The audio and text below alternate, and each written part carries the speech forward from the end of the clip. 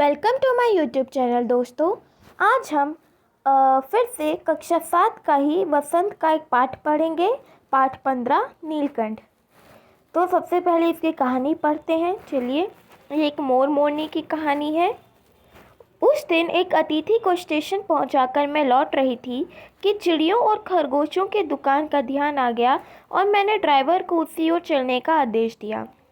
बड़े मियाँ चिड़िया वाले की दुकान के निकट पहुंचते ही उन्होंने सड़क पर आकर ड्राइवर को रुकने का संकेत दिया। मेरे कोई प्रश्न करने के पहले ही उन्होंने कहना आरंभ किया, सलाम गुरुजी। पिछली बार आने पर आपने मोर के बच्चों के लिए पूछा था।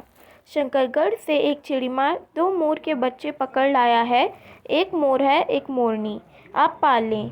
मोर के पंजों से दवा बनती है, तो ऐसे ही लोग खरीदने आए थे। आखिर मेरे सीने में भी तो इंसान का दिल है। मारने के लिए ऐसी मासूम चिड़ियों को कैसे दूं? टालने के लिए मैंने कह दिया, गुरुजी ने मंगवाए हैं। वैसे ही कमबख्त रोजगार ही खराब है, बस पकड़ो पकड़ो, मारो मारो। तो इस पाठ में सबसे पहली शुरुआत लेखिका ने अपनी बात करके की है कि एक दिन लेखिका अपने घर आए मेहमान को वापस स्टेशन पहुंचा कर आ रही थी। तब उसने मतलब वह एक गाड़ी में बैठी और वह अपने घर को जा रही थी। तो अचानक उसे खरगोशों और चिड़ियों की दुकान का याद आया। तो उन्होंने सोचा कि चलो कोई कुछ जानवर पाल लिए जाएं। तो जिस कारण उन्होंने ड्राइवर को आदेश दिया कि वो उस जगह पर ले जाए जहाँ पर चिड़ियों या खरगोशों की दुकान होती है। तब बड़े मियाँ चिड़िया वाले की दुकान के निकट पहुँचते ही एक चिड़िया वाले की दुकान थी जिसके दुकानदार को बड़े मियाँ कहते थे। तो उसके दुकान के पास पहुँचते ही ड्राइवर को बड़े मियाँ ने रुकने का संकेत दिया और ड्राइवर वहाँ पर रुक गया। फिर जैसे ही लेखिका उतरी और बड़े मियाँ से कुछ पूछना शुरू ही करने वाली थी कि कैसे जानवर है या क्या है, उससे पहले ही बड़े मियाँ ने बोलना आरंभ कर दिया कि सलाम गुरुजी। पिछली बार जब आप आए थे तो आपने मोर के बच्चों को मांगा था, पर उस समय मेरे पास नहीं थे, तो इसलिए मैं आज शंकरगढ़ से चिड़ीमार नाम के व्यक्ति से 2 मोर के बच्चे पकड़ कर लाया हूँ। एक मोर है, एक मोरनी। आप इसे कृपया पाल लें। आप तो जानते ही हैं कि मोर के पंजों से दवा बनती है, जिस कारण ऐसे ही लोग मोर को खरीदना चाहते हैं। लेकिन मैं ऐसे मासूम जीवित पशु को, जानवर को कैसे किसी को मारने के लिए दे दूं? मेरे में भी तो इंसान का दिल है। इसे मारने के लिए मैं ऐसी चीज़ बिल्कुल नहीं दे सकता। जिस कारण मैंने उन लोगों को टालने के लिए कह दिया, कोई वजह दे दी कि आपने गुरुजी ने मंगवाए हैं। ऐसे ही जो कमबख्त मेरा जो रोज़गार है वो बहुत ख़राब है। मेरी जो नौकरी है या जिससे मैं पैसे कमाता हूँ वो बहुत ख़राब है, जिसमें बस पकड़ो पकड़ो और मारो मारो करना पड़ता है। तो बड़े मियाँ के भाषण के तूफान मेल के लिए कोई निश्चित स्टेशन नहीं थे।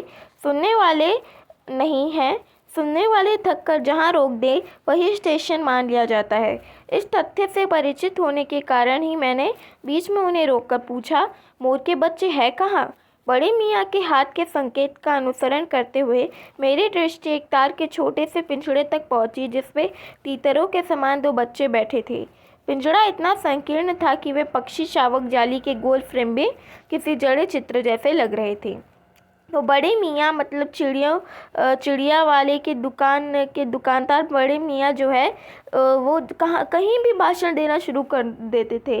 ऐसा नहीं कि बस वह अपनी दुकान पर शुरू कर देते थे, और जब वह बोलने लगते थे तब बिल्कुल रुकते नहीं थे। और जो सुनने वाला होता था वो सोचता था कि वही स्टेशन है और वहाँ पे उनकी सारे भाषण सुनने लगता था। यह बात से जो लेखिका थी वह परिचित थी। वो जानती थी कि बड़े मियाँ का स्वभाव कैसा है, इसलिए उन्होंने बीच में ही बड़े मियाँ को ये भाषण देने से रोक दिया और रोककर पूछा कि अच्छा ठीक है, पर पहले वो मोर के बच्चे हैं कहाँ? फिर ही तो मैं देखूँगी कि उन्हें पालना है या नहीं। तो बड़े मियाँ ने हाथ में मतलब उंगली का संकेत किया। फिर जो लेखिका थी वह मुड़कर देखी, तब उसे एक छोटे से तार के पिंजड़े में तीतरों की तरह 2 मोर के बच्चे बैठे दिखाई दिए। अब पिंजड़ा इतना संकीर्ण था, ये इतना खूबसूरत था, और जो पक्षी उनके अंदर बैठे हुए थे वो किसी गोल फ्रेम की तरह दिख रहे थे, क्योंकि वह बिल्कुल हिल डुल नहीं रहे थे, जिस कारण वह पिंजड़े के अंदर बैठे हुए तीतरों के समान जो मोर के बच्चे थे वह बिल्कुल फोटो फ्रेम की तरह लग रहे थे। तो मेरे निरीक्षण के साथ साथ बड़े मियाँ की भाषण मेल चली जा रही थी। ईमान कसम गुरुजी, श्रीमान ने मुझसे इस मोर के जोड़े के नकद 30 रुपये लिए हैं। बारहा कहा, भाई ज़रा सोच तो, अभी इनमें मोर की कोई खासियत भी है कि तू इतनी बड़ी कीमत ही मांगने चला। पर वह मुंजी क्यों सुनने लगा। आपका ख्याल करके अछता पछता कर देना ही पड़ा। बाप जो मुनासिब समझे। अस्तु 30 श्रीमान के नाम के और 5 बड़े मियाँ के ईमान के देकर जब मैंने वह छोटा पिंजड़ा कार में रखा, तब मानो वह जाली के चौखटे का चित्र जीवित हो गया। दोनों पक्षी शावकों के छटपटाने से लगता था मानो पिंजड़ा ही सजीव और उड़ने योग्य हो गया हो। तो जब बड़े मियाँ ने लेखिका को वह मोर के बच्चे दिखाए, तब लेखिका जो है उन मोर के बच्चों का निरीक्षण करने लगी, मतलब देखने लगी कि वो बच्चे कैसे हैं, कितने सुंदर हैं। तो उनके निरीक्षण के साथ साथ बड़े मियाँ की भाषण मेल भी चली जा रही थी, मतलब वह अपना भाषण और बोले जा रहे थे। उन्होंने बोलना आरंभ किया कि मान कसम गुरुजी, चिड़ीमार व्यक्ति जिससे मैं ये मोर के बच्चे लाया हूँ, उसने मुझे ये दोनों जोड़ों के नकद के पूरे 30 रुपये लिए हैं। मैंने उससे कहा भी कि भाई इन मोरों में या इन मोर के बच्चों में खासियत क्या है कि तुम इतने मांग रहे हो, इतने पैसे मांग रहे हो, लेकिन आपका ख्याल आकर मुझे अछता पछता कर उतने पैसे देने ही पड़े। और वह मुंजी, मतलब वह मेरी क्यों सुनने लगा। इसलिए मैंने जो आपको बताया कि जितने पैसों में मैंने उन्हें लिया है, तो वही सोचकर आप मुझे जो देना चाहे वो दे दें। तो यह सुनकर लेखिका ने 30 रुपये चिड़ीमार के नाम से और 5 रुपये बड़े मियाँ के नाम से उन्हें दे दिए। और उसके बाद वो पिंजड़ा लेकर, जब लेखिका ने पिंजड़े को कार में रखा, तब मानो वो जाली के चौखटे में, मतलब जाली के जो पिंजड़ा था उसके अंदर जो फोटो फ्रेम जैसे वो पक्षी लग रहे थे, वह अचानक फुदकने लगे, छटपटाने लगे, जिससे ऐसा लगा हो कि वह पक्षियों के साथ, उन पशुओं के साथ जो पिंजड़ा है वो भी सजीव, मतलब जाग उठा हो और उड़ने लगा हो। घर पहुंचने पर सब कहने लगे, तीतर है, मोर कहकर ठग लिया है। कदाचित उनके बार ठगे जाने के कारण ही ठगे जाने की बात मेरे चिढ़ जाने की दुर्बलता बन गई है। अप्रसन्न होकर मैंने कहा, मोर के क्या सुरखाब के पर लगे हैं, है तो पक्षी ही। चिढ़ा दिए जाने के कारण ही संभवतः उन दोनों पक्षियों के प्रति मेरे व्यवहार और यत्न में कुछ विशेषता आ गई। पहले अपने पढ़ने लिखने के कमरे में उनका पिंजड़ा रखकर उसका दरवाज़ा खोला, फिर 2 कटोरों में सत्तू की छोटी गोलियां और पानी रखा। वे दोनों चूहेदानी जैसे पिंजड़े से निकलकर कमरे में मानो खो गए, कभी मेज़ के नीचे घुस गए, कभी अलमारी के पीछे। अंत में इस लुका छुपी से थककर उन्होंने मेरे रद्दी कागज़ों की टोकरी को अपने नए बसेरे का गौरव प्रदान किया। 2-4 दिन वे इसी प्रकार दिन में इधर उधर गुप्तवास करते और रात में रद्दी की टोकरी में प्रकट होते रहे। फिर आश्वस्त हो जाने पर कभी मेरी मेज़ पर, कभी कुर्सी पर और कभी मेरे सिर पर अचानक आविर्भूत होने लगे। खिड़कियों में तो जाली लगी थी, पर दरवाज़ा मुझे निरंतर बंद रखना पड़ता था। खुला रहने पर चित्रा, मेरी बिल्ली, इन नवागंतुकों का पता लगा सकती थी, और तब उसके शोध का क्या परिणाम होता यह अनुमान करना कठिन नहीं है। वैसे वह चूहों पर भी आक्रमण नहीं करती, परंतु यहाँ तो 2 संवर्ता अपरिचित पक्षियों की अंधकार चेष्टा का प्रश्न था। उसके लिए दरवाज़ा बंद रहे और ये दोनों उसकी दृष्टि में अरे गहरे मेरी मेज़ को अपना सिंहासन बना ले, यह स्थिति चित्रा जैसे अभिमानिनी मार्जारी के लिए असहाय ही कही जाएगी। तो जब घर पहुंची लेखिका वह दोनों मोर के बच्चों को लेकर, तब लेखिका के परिवार वाले ने कहा कि तुम जो मोर लेकर आई हो वह असल में तीतर है, और मोर का नाम लेकर किसी ने तुम्हें ठग लिया है। और क्योंकि लेखिका बहुत बार ठगी गई थी, बहुत सारे लोगों ने उन्हें ठगा था, कुछ भी कहानी सुनाकर ठग लिए जाती थी, तो जिस कारण ठगे जाने की बात सुनकर ही लेखिका बहुत चिढ़ जाती थी, जिस कारण उन्होंने बोला कि मोर में क्या खासियत है, पक्षी तो पक्षी ही होता है ना, इसलिए तीतर भी सही। और यह बात जब उन्होंने कही तब उन्हें पक्षियों के प्रति जो प्रेम था वह थोड़ा बराबर हुआ। असल में उन्होंने ऐसा इसलिए कहा क्योंकि वह चिढ़ गई थी, परंतु उन्हें भी मोर के ही बच्चे पसंद थे।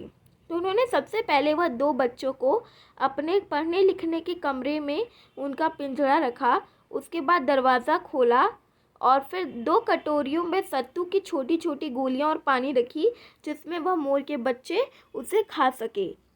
उसके बाद उन्होंने वह पिंजड़ा को खोल दिया और जैसे चूहेदानी से कोई चूहा निकलकर कहीं पे छुप जाता है, वैसे ही वह भी निकलकर फुर्र से यहाँ वहाँ छुपने लगे, कभी मेज़ के नीचे तो कभी अलमारी के पीछे। और बाद में ये लुका छुपी से थककर उन्होंने लेखिका के रद्दी कागज़ों की टोकरी में अपना बसेरा बनाया और वहाँ पे वह सो जाते थे जब वह थक जाते थे।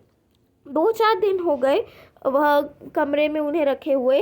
वह जो दोनों थे यहाँ वह गुप्तवास करते, यहाँ वह छुपते और उसके बाद रात में रद्दी की टोकरी में प्रकट होते और सो जाते।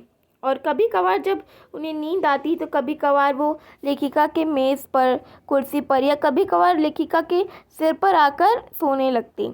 खिड़कियों में तो जाली लगी थी, इसलिए चिंता की बात नहीं थी कि कोई अंदर घुस जाए, लेकिन वह जो पढ़ने लिखने का कमरा था उसका दरवाज़ा लेखिका को हमेशा बंद करना पड़ता था, क्योंकि वह मोर के बच्चों के साथ साथ लेखिका के पास लेखिका ने एक बिल्ली को भी पाला था जिसका नाम था चित्रा।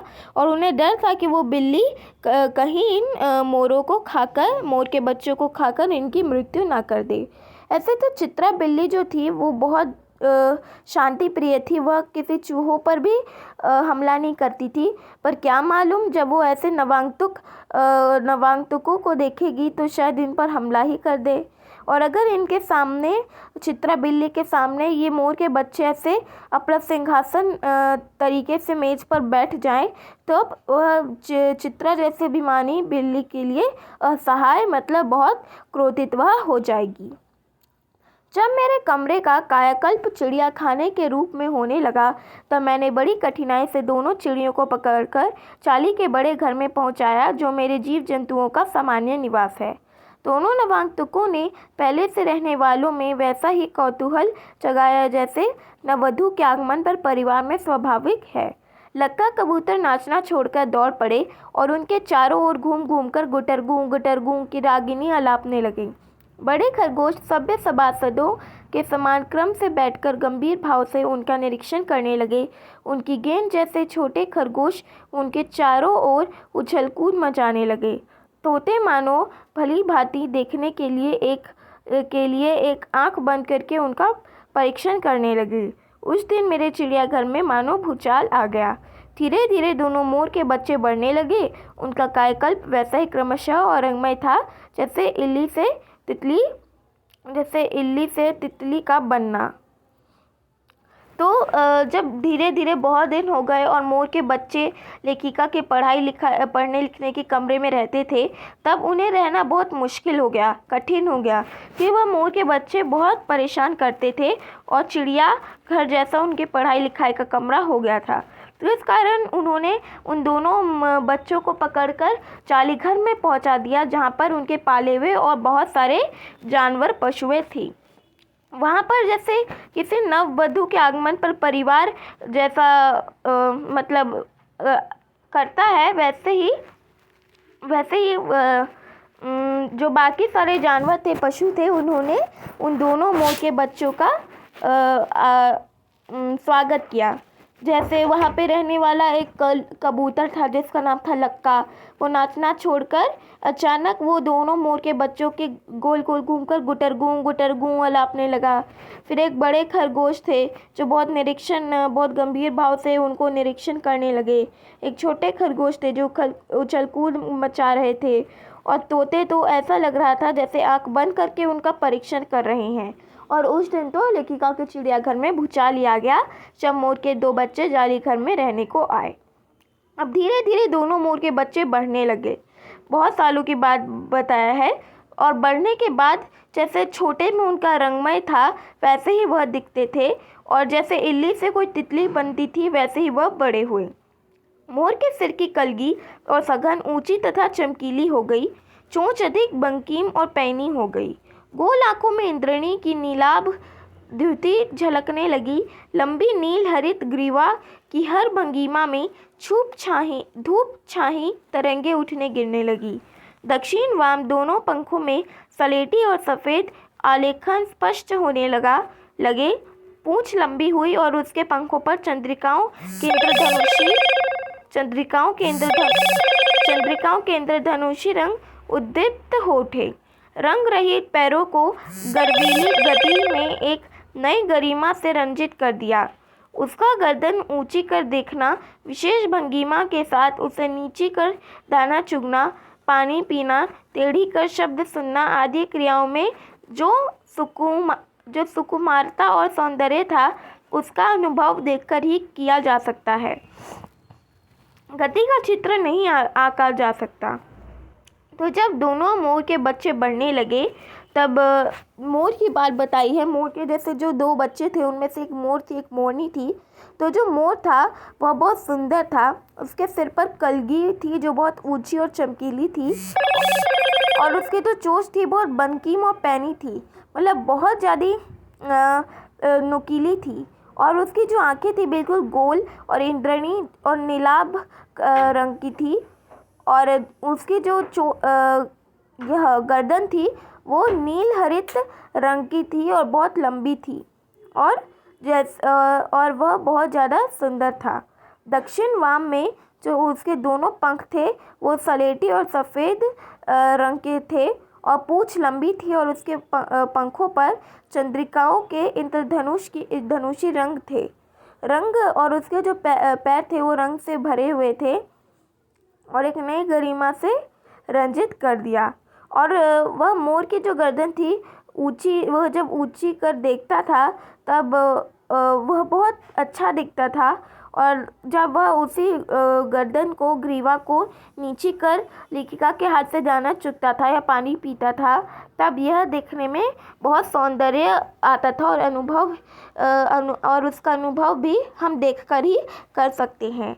और गति का चित्र नहीं आंका जा सकता, लेकिन उसका चित्र वह इतना सुंदर था, उसका चित्र हम अपने मन में नहीं बना सकते। मोरनी का विकास मोर के समान चमत्कारिक तो नहीं हुआ, परंतु अपनी लंबी धूप छाही गर्दन, हवा में चंचल कलगी, पंखों की श्याम श्वेत पत्रलेखा, मंथर गति आदि से वह मोर की उपयुक्त सहचारिणी होने के प्रमाण देने लगी।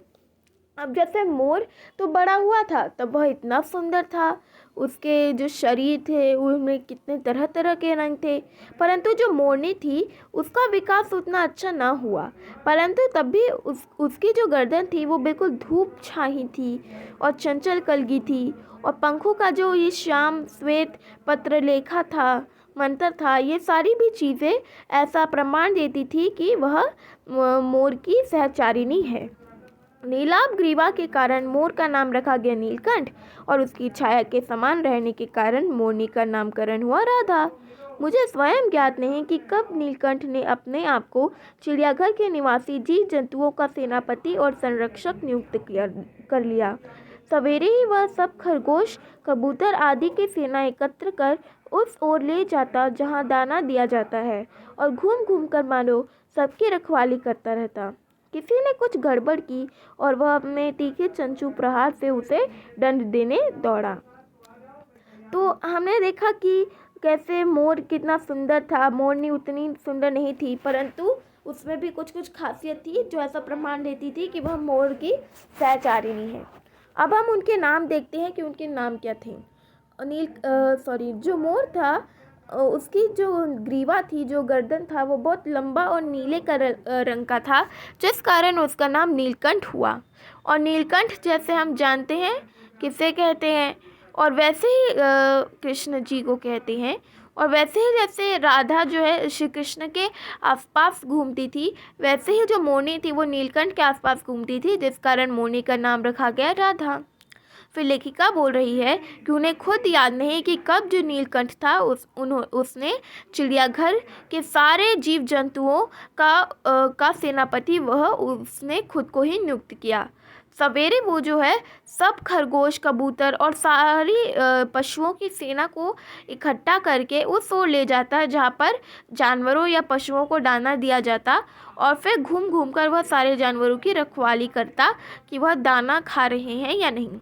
और अगर किसी ने भी गड़बड़ी की तो वह अपने चोंच से उस पर प्रहार करके उसे दंड देता।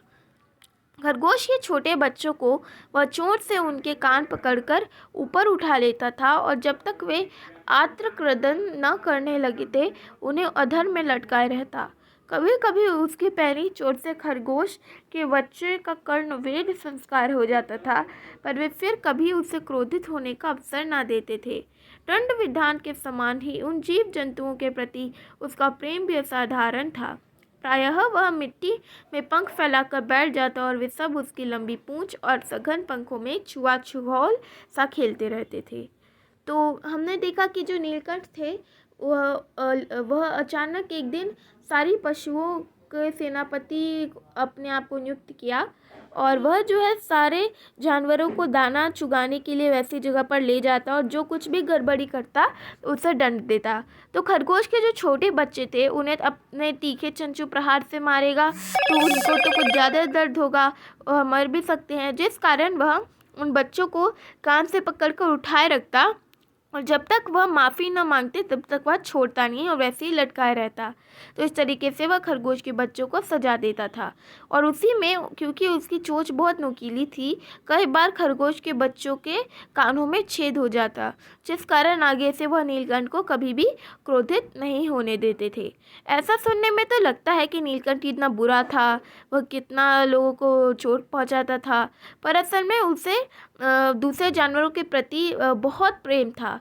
कभी कभार तो वह अपने पूरे शरीर को लेकर अपने पंखों को फैलाकर ज़मीन पर मिट्टी पर बैठ जाता और उसकी लंबी पूँछ और लंबी कलगी पर बाकी सारे जो जानवर या पशु थे वह छू कर खेलने लगते थे।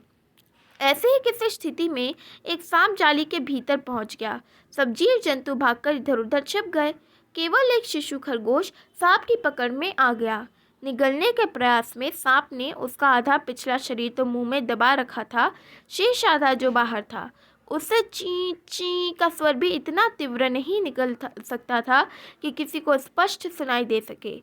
नीलकंठ दूर ऊपर झूले में सो रहा था। उसी के चौकन्ने कानों ने उस मंद स्वर की व्यथा पहचानी और वह पूंछ पंख समेटकर सर से एक झपटे में नीचे आ गया, संभवतः अपने हेलो मोटो।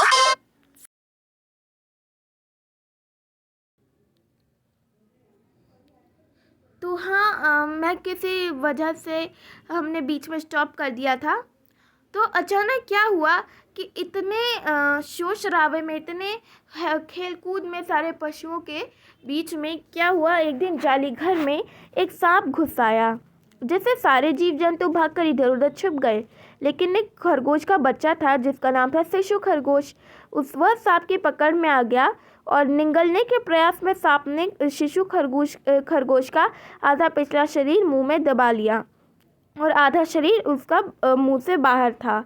वह जो खरगोश था, शिशु खरगोश, बहुत दर्द में था, जिस कारण उसके मुंह से अच्छे से स्पष्ट आवाज़ भी नहीं सुनाई दे रही थी। वह बस ची ची कर रहा था। नीलकंठ बहुत दूर के झूले पर बैठा हुआ था, लेकिन उसके चौकन्ने कानों ने उस मंद स्वर को सुना और अचानक वह अपने पूंछ पंख समेटकर एक झपट्टे में नीचे आ गया और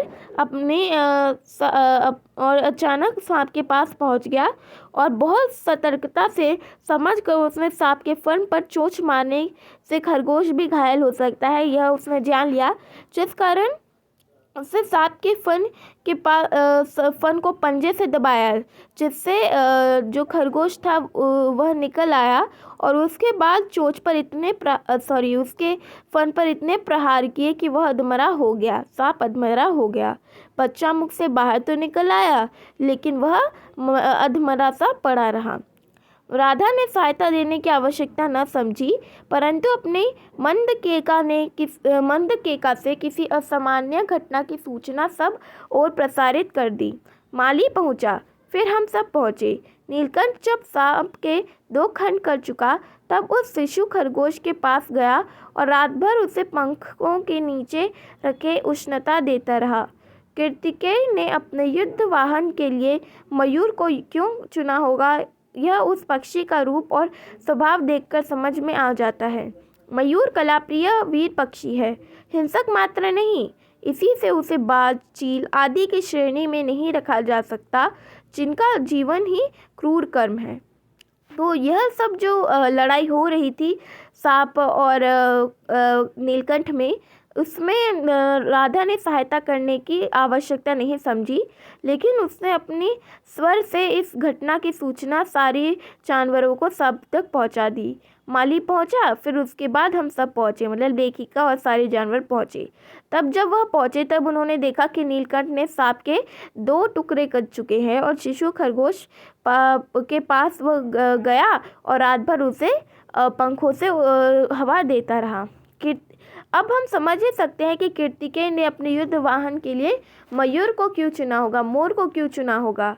असल में जो मोर है वो बहुत वीर पक्षी होते हैं और उनके स्वभाव भी बहुत अच्छा होता है, और यह जो हिंसक मात्र नहीं, वह हिंसक पक्षी नहीं होते, जिस कारण इन्हें बाज, चील की श्रेणी से अलग रखा जाता है। ये कलाप्रिय वीर पक्षी होते हैं और जिनका जीवन क्रूर कर्म है। नीलकंठ में उसकी जातिगत विशेषता तो थी ही, उनका मानवीकरण भी हो गया था। मेघों की सावली छाया में अपने इंद्रधनुष के गुच्छे जैसे पंखों को मंडलाकार बनाकर जब वह नाचता था, तब उस नृत्य में एक सहजात लय ताल रहता था। आगे पीछे दाहिनी बाएं क्रम से घूमकर वह किसी अलक्ष्य सम पर ठहर जाता था। राधा नीलकंठ के समान नहीं नाच सकती थी, परंतु उसकी गति में भी एक छंद रहता था। वह नृत्य मग्न नीलकंठ की दाहिनी ओर के पंख को छूती हुई बाईं ओर निकल जाती थी और बाएं पंख को स्पर्श कर दाहिनी ओर। इस प्रकार उसकी परिक्रमा में भी एक पूरक ताल परिचय मिलता था। नीलकंठ ने ऐसे समझ लिया कि उसका नृत्य मुझे बहुत भाता है, यह तो नहीं बताया जा सकता, परंतु अचानक एक दिन वह मेरे चालीघर के पास पहुंचते ही अपने झूले से उतरकर नीचे आ गया और पंखों का सतरंगी मंडलाकार छाता तानकर नृत्य की भंगिमा में खड़ा हो गया। तब से यह नृत्य भंगिमा नित्य का क्रम बन गई। प्रायः मेरे साथ कोई न कोई देशी विदेशी अतिथि भी पहुंच जाता था और नीलकंठ की मुद्रा को अपने प्रति सम्मानपूर्वक समझकर विस्मयाभिभूत हो उठता था। कई विदेशी महिलाओं ने उसे परफेक्ट जेंटलमैन की उपाधि दे डाली। जिस नुकीली पहनी चोंच से वह भयंकर विषधर को खंड खंड कर देता, उसी से मेरी हथेली पर रखे हुए भुने चने ऐसी कोमलता से हौले हौले उठाकर खाता कि हंसी भी आती थी और विस्मय भी होता था। फलों के वृक्षों से अधिक उसे पुष्पित और पल्लवित वृक्ष भाते थे। तो जो राधा थी, जो नीलकंठ थे, उसकी बहुत सारी विशेषताएं थी। वह जो है बहुत अच्छा नाचता था, इंद्रधनुष के गुच्छे जैसे उसके जो पंख थे उसे मंडलाकार बनाकर नाचता था, और उसके नृत्य में इतना अच्छा लय ताल रहता था कि वह कभी आगे पीछे दाहिने बाएं क्रम से घूम घूम कर लक्ष्य सम पर ठहर कर नाचता था। राधा जो है नीलकंठ की तरह नहीं नाच पाती थी, परंतु उसके भी गति में, उसके भी नृत्य में कुछ ऐसा छंद रहता था जो बहुत अच्छा लगता था। वह जो है नीलकंठ के दाहिनी ओर के पंख को छूती हुई बाईं ओर निकल जाती थी, तो कभी बाएं पंख को स्पर्श करती हुई दाहिनी ओर। इसी प्रकार वह जो है एक पूरक ताल परिचय उन दोनों का नृत्य करते वक्त मिलता था। अब लेखिका बोल रही है कि उन्हें मालूम नहीं कि कैसे नीलकंठ को पता चला कि लेखिका को नीलकंठ का नृत्य बहुत पसंद है, इसलिए ये तो बताया नहीं जा सकता इसका कारण क्या है। परंतु अचानक एक दिन नीलकंठ जो है लेखिका के जालीघर के पास पहुंचते ही अपने झूले से नीचे उतर कर आया और अपने पंखों का सतरंगी मंडलाकार छाता बनाकर नृत्य करने लगा। तब से यह नृत्य भंगिमा नृत्य का क्रम बन गया और तब से ये जो नृत्य है वह हमेशा करने लगा। प्रायः मेरे साथ कोई ना कोई देशी विदेशी अतिथि भी पहुंच जाते थे। तो जैसे लेखिका जो है वह उनके पास बहुत सारे देशी विदेशी अतिथि मेहमान आते थे। तो उनमें से कुछ जो विदेशी वुमेन्स आती थी, विदेशी औरतें आती थी, वो जब नीलकंठ का यह नृत्य देखती थी तब बहुत सारे लोग बहुत विस्मय में आ जाते थे, बहुत आश्चर्य उन्हें होता था। और उनमें से कुछ महिलाओं, विदेशी महिलाओं ने उन्हें परफेक्ट जेंटलमैन की उपाधि दी। परफेक्ट जेंटलमैन मतलब बिल्कुल सही पुरुष या बिल्कुल सही नर। परफेक्ट जेंटलमैन की उपाधि उन विदेशी औरतों ने नीलकंठ को दी। जिस नुकीली चोट से जो नीलकंठ था वह एक भयंकर पशु को खंड खंड कर सकता था, उसी से जब वह लेखिका के हाथ में भुने चने को इतनी कोमलता से खाता तो इसे देखकर लेखिका को बहुत हंसी आती थी और बहुत आश्चर्य भी होता था। जो नीलकंठ था उसे फलों के वृक्ष से अधिक, मतलब ऐसे वृक्ष जिसमें फल हों उससे अधिक उसे वह वृक्ष भाते थे जो जिसमें बहुत सारे फूल हों, क्योंकि वह देखने में बहुत सुंदर दिखता था। नीलकंठ और राधा की सबसे प्रिय ऋतु तो वर्षा ही थी। मेघों की उमड़ आने से पहले ही वे हवा में उसकी सजल आहट पा लेते थे और तब उनकी मंद केका की गूंज अनुगूंज तीव्र से तीव्रतर होती हुई मानो बूंदों के उतरने के लिए सोपान पंक्ति बनने लगती थी। मेघ के गर्जन के ताल पर ही उसके तन्मय नृत्य का आरंभ होता और फिर मेघ जितना अधिक गरजता, बिजली जितनी अधिक चमकती, बूंदों की रिमझिमाहट जितनी तीव्र होती जाती, नीलकंठ के नृत्य का वेग उतना ही अधिक बढ़ता जाता और उसकी केका का स्वर उतना ही मंद्र से मंद्रतर होता जाता। वर्षा के थम जाने पर वह दाहिनी पंजे और दाहिना पंख और बाएं पर बायां पंख फैलाकर सुखाता। कभी कभी वे दोनों एक दूसरे के पंखों से टपकने वाली बूंदों को चोट से पी कर पंखों का गीलापन दूर करते रहते। इस आनंदोत्सव की रागिनी में बेमेल स्वर कैसे बज उठा, यह भी एक करुण कथा है। तो वसंत में जब आम के वृक्ष आम वृक्ष जो है वो आम से लद जाते थे और लाल पल्लवों से ढक जाते थे, तब जालीघर में रहना नीलकंठ के लिए असहनीय हो जाता, क्योंकि हमने पहले ही देखा उसे फलों से भरे हुए वृक्ष ज़्यादा फूलों से पल्लवित वृक्ष पसंद है। जिस कारण जब वसंत ऋतु में जो वृक्ष थे वो नए नए तरह तरह के फूल से लद जाते, तब इसलिए वह जालीघर में रह ना पाता और उसे जालीघर के बाहर छोड़ना पड़ता। नीलकंठ और राधा की जो सबसे प्रिय ऋतु थी वह वर्षा ही थी, क्योंकि हम सब जानते हैं मोर को वर्षा में नाचने में, नृत्य करने में बहुत पसंद आता है। मेघों की उमड़ आने से पहले, मतलब बारिशों के आने से पहले हवा में उसकी आहट वह पा लेते थे और उसके बाद अपनी आवाज़ से गूंज तीव्र से तीव्रतर हुई मानो बूंदों से के उतरने के लिए बहुत सारी पंक्ति बनने लगती थी। मतलब जब भी बारिश होने वाली होती है दोस्तों, तो उससे पहले जो हमारा आसपास का एटमॉस्फेयर होता है, जो आसपास की हवा होती है, उसमें अजीब सा हमें महसूस होता है, लगता है जैसे मॉइस्चर आ गया है। वैसा ही कुछ सजलाहट वह पा लेते थे और वह समझ जाते थे कि वर्षा होने वाली है। और जब मेघ के बारिश से पहले जो बादल गरजते हैं, उसकी ताल पर ही वह नृत्य वह आरंभ कर देते। और उसके बाद मेघ जितना जोर से गरजता, जितना अधिक गरजता और बिजली जितनी अधिक चमकती, उस पर ही वह उतने तेज नृत्य करते, उतना अधिक अपनी गति नृत्य की बढ़ाते। वर्षा के थम जाने पर जब बारिश खत्म हो गई, थम गई, रुक गई, तब वह दाहिनी पंजे को दाहिनी पंख की ओर लटकाकर और बाई को बायां पंख पर फैलाकर ऐसे अपने पंखों को सुखाता, क्योंकि वर्षा से तो वह उसके पंख पूरे गीले हो जाते। कभी कभार राधा और नीलकंठ जो है अपने पंखों को एक दूसरे के ऊपर रखकर टपकने वाली बूंदों को चूर्ण से पी कर पंखों का गीलापन दूर करते थे। लेकिन ये जो आनंद उत्सव था, जो इतना खुशी का माहौल था, सारे जानवर इतने अच्छे थे, इसमें क्या बेमेल स्वर बज उठा, मतलब क्या गलत हो गया, इसकी ये भी एक बहुत करुण कथा है, बहुत बड़ी कहानी है। तो चलिए देखते हैं कि कौन सी चीज़ ने इनकी आनंद को ख़त्म कर दिया। एक दिन मुझे किसी कारण से नखास कोने से निकलना पड़ा और बड़े मियाँ ने पहले के समान कार को रोक लिया। इस बार किसी पिंजड़े की ओर नहीं देखूंगी, यह संकल्प करके मैंने बड़े मियाँ की विरल दाढ़ी और सफ़ेद डोरे से कार में बंधी ऐनक को ही अपने ध्यान का केंद्र बनाया। पर बड़े मियाँ के पैरों के पास जो मोरनी पड़ी थी उसे अनदेखा करना कठिन था। मोरनी राधा के समान ही थी। उसके मूंछ से बंधे दोनों पंजों की उंगलियां टूटकर इस प्रकार एकत्रित हो गई थी कि वह खड़ी ही नहीं हो सकती थी।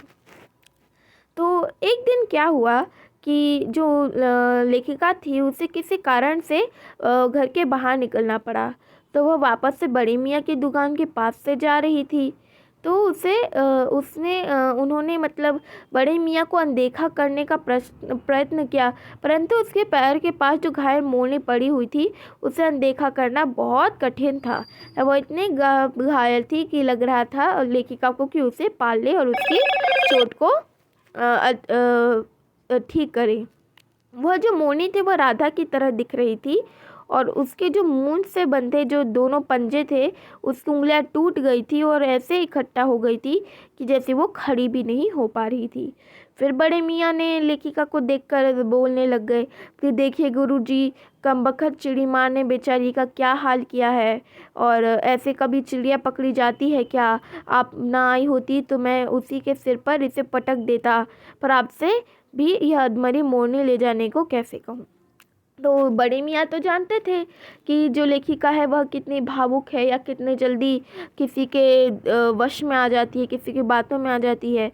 जिस कारण बड़े मियाँ ने फिर से अपना भाषण देना शुरू किया कि गुरुजी देखिए, वह जो कमबख्त चिड़ीमार है, जो वो चिड़ीमार है, उसने ये बेचारी मोरनी का क्या हाल किया है। क्या कभी किसी चिड़िया को ऐसे पकड़ा जाता है? अगर आप नहीं आई होती तो इस चिड़िया को मैं उसी के माथे पर पटक देता, लेकिन अब मैं आपको भी इस अधमरी मोरनी को ले जाने के लिए कैसे कहूँ। सारांश यह कि 7 रुपये देकर मैं उसे अगली सीट पर रखवा कर घर ले आई और एक बार फिर मेरे पढ़ने लिखने का कमरा अस्पताल बना। पंजों की महरम पट्टी और देखभाल करने पर वह महीने भर में अच्छी हो गई। उंगलियां वैसे ही टेढ़ी मेढ़ी रही, परंतु वह ठूंठ जैसे पंजों पर डगमगाती हुई चलने लगी। तब उसे जालीघर में पहुंचाया गया और नाम रखा गया कुब्जा। नाम के अनुरूप वह स्वभाव से भी कुब्जा ही प्रमाणित हुई। अब तक नीलकंठ और राधा साथ रहते थे, अब कुब्जा उन्हें साथ देखते ही मारने दौड़ती। चोट से मार मारकर उसने राधा की कलगी नोच डाली, पंख नोच डाले। कठिनाई यह थी कि नीलकंठ उससे दूर भागता था और वह उसके साथ रहना चाहती थी। न किसी जीव जंतु से उसकी मित्रता थी, न वह किसी को नीलकंठ के समीप आने देना चाहती थी। उसी बीच राधा ने जो अंडे दिए, जिनको वह पंखों में छिपाए बैठी रहती थी, पता चलते ही कुब्जा ने चोंच मार मारकर राधा को ढकेल दिया और फिर अंडे फोड़कर ठूंठ जैसे पैरों से सब ओर छितरा दिया। अब क्या हुआ, जो लेखिका ने जो घायल मोरनी को वापस से लाया तो उन्होंने उसे अपने पढ़ने लिखने के कमरे में रखा और वैसे वापस उनका पढ़ने लिखने का कमरा एक अस्पताल बन गया। और धीरे धीरे करके जब मरहम पट्टी करके जब वह मोरनी ठीक हुई, तब उसकी उंगलियां जो थी वैसे ही टेढ़ी मेढ़ी रही, परंतु वो कैसे तो डगमगाती हुई चलने लगी। तब उसे जालीघर में वापस से पहुंचाया गया। उसका नाम रखा गया कुब्जा और नाम की तरह वैसे ही वह प्रमाणित हुई। वह दूसरों पर कब्जा जैसा ही करती थी।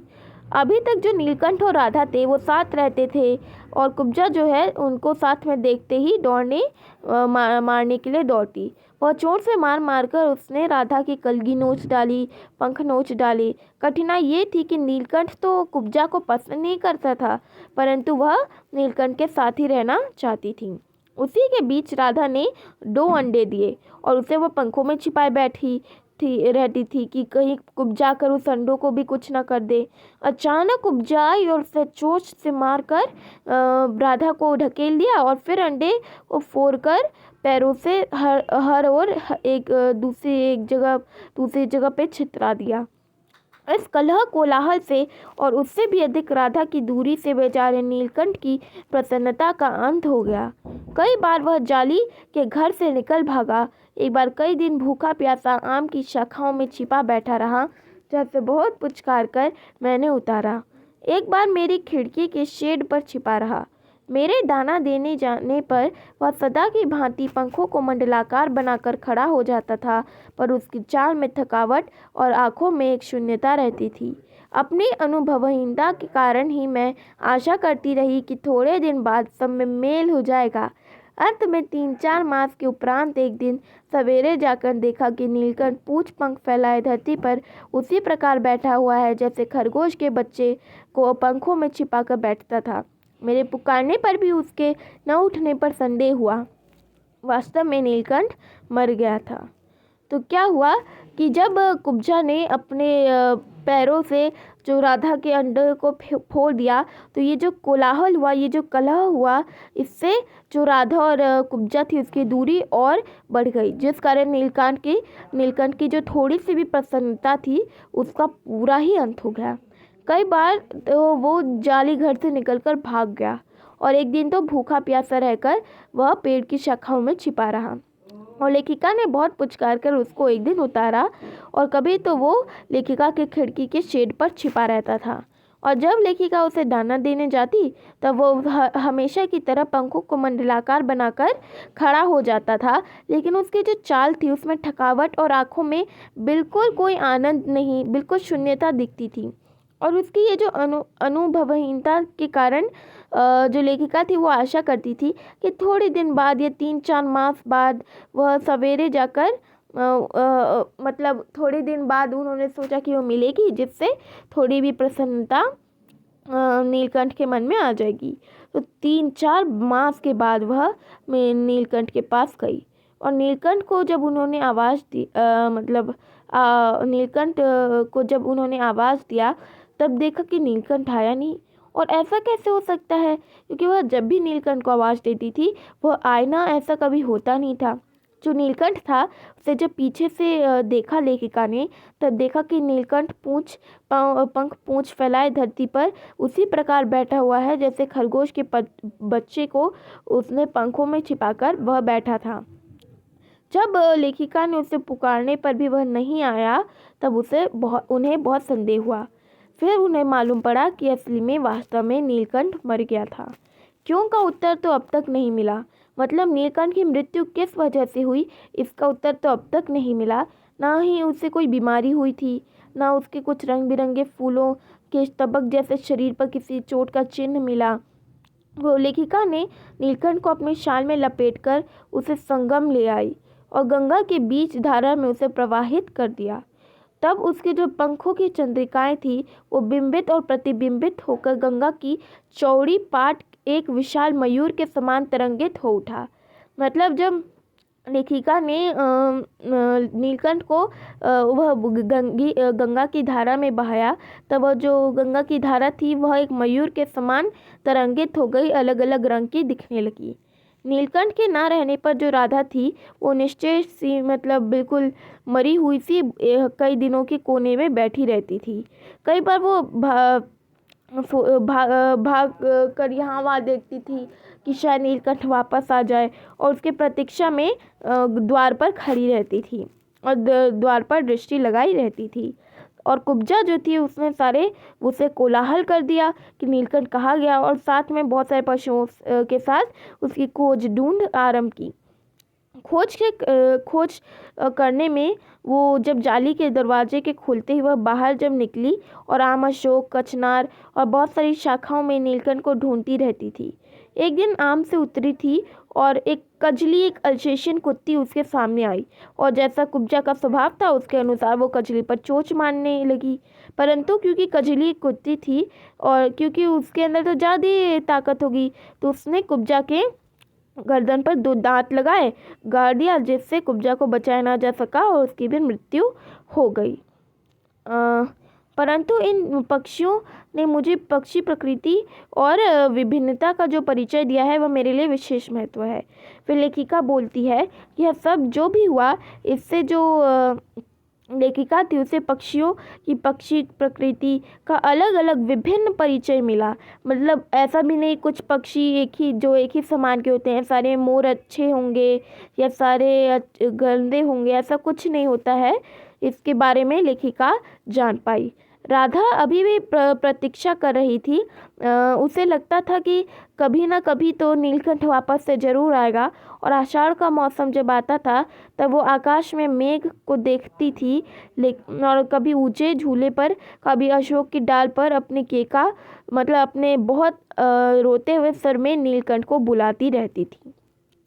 तो दोस्तों, यह जो पाठ था यह महादेवी वर्मा ने लिखा है। और यह पाठ आपको कैसा लगा? अच्छा, आप में से कोई मुझे बता सकता है कि क्या कारण हो सकता है नीलकंठ की मृत्यु का?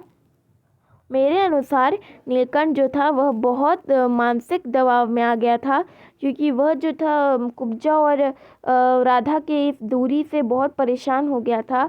और वह मानसिक दबाव में ही वह मर गया होगा, या तो उसने खुद की आत्महत्या कर ली होगी। तो हम अगले वीडियो में इसके प्रश्न उत्तर पढ़ेंगे। आपको अगर कुछ भी इस पाठ में समझ ना आया हो तो आप कमेंट बॉक्स में लिख सकते हैं। और लाइक, सब्सक्राइब और शेयर करना ना भूलिएगा। धन्यवाद, और मेरा अगला वीडियो भी ज़रूर देखिएगा।